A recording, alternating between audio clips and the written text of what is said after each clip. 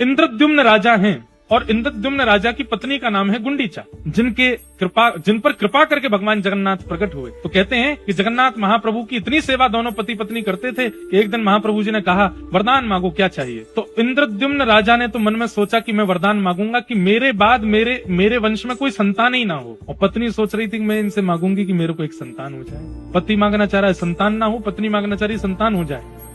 दोनों ठाकुर जी के आगे हाथ जोड़ के बैठे। ठाकुर जी बोले, वरदान मांगो, क्या चाहिए। दोनों ने मन ही मन सोच लिया। इंद्रद्युम्न बोले, मेरे कोई संतान ना हो। क्यों? क्योंकि मैं ये नहीं चाहता कि आगे चलकर के नाथ मेरी संतति आपकी सेवा ना करे, क्योंकि ये होगा, मैं इतना वैभव देकर के जाऊंगा, कहीं ना कहीं मेरे संतानों में ये भावना आ जाएगी और वो आपकी सेवा नहीं करेंगे तो मुझे बहुत कष्ट होगा, पीड़ा होगी कि मेरे संतान आपकी सेवा नहीं कर रहे।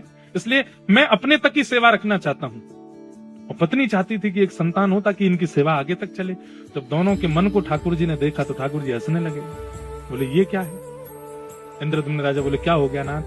बोले, तुम दोनों विपरीत सोच रहे हो मन में। इंद्रद्युम्न राजा ने गुंडीचा को देखा, तुम क्या सोच रही हो। बोले, तुम क्या सोच रहे हो। बोले, ये क्या है। इंद्रद्युम्न राजा बोले, क्या हो गया नाथ। बोले, तुम दोनों विपरीत सोच रहे हो मन में। इंद्रद्युम्न राजा ने गुंडीचा को देखा, तुम क्या सोच रही हो। बोले, तुम क्या सोच रहे हो। इंद्रद्युम्न राजा बोले, मैं तो मांग रहा हूं कि मेरे संतान ही ना हो। गुंडीचा बोली, मैं मांग रही हूं कि संतान हो। ठाकुर जी की ओर देखा, नाथ इसकी मत सुनो, संतान मत देना। गुंडीचा बोली, इनको क्या पता है, मैं आपसे कह रही हूं नाथ, एक संतान होनी चाहिए हमको। भगवान बोले, भैया देखो, रुको, लड़ो नहीं, तुम दोनों की भावना पूरी हो ये संभव नहीं। पत्नी पत्नी दोनों जब चाहेंगे तभी तो भावना पूर्ण हो सकती है। इंद्रद्युम्न बोले, नहीं मुझे तो ये चाहिए नहीं। गुंडीचा बोली, मेरी भी ज्यादा यही चाहिए। तब ठाकुर जी बोले, अब तो एक ही काम होगा। बोले, क्या। दोनों की इच्छा पूरी करने का एक ही उपाय है। बोले, क्या।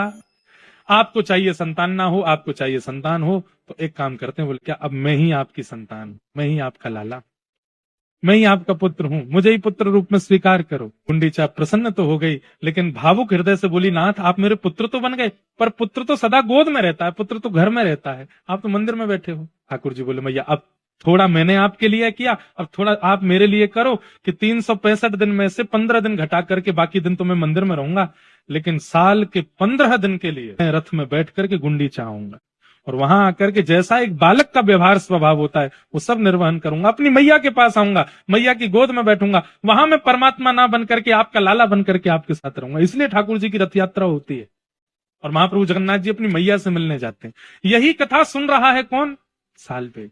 अगर आपने अभी तक हमारे चैनल को सब्सक्राइब नहीं किया है तो जल्दी से आप सब्सक्राइब कर लें, जिससे आने वाले वीडियो आपको जल्दी जल्दी मिलते जाएं, और नोटिफिकेशन बेल आइकन को प्रेस करें जिससे आपको हमारे वीडियो का नोटिफिकेशन मिलता रहे, और लाइक और कमेंट करना ना भूलें। आप सभी को नमस्कार।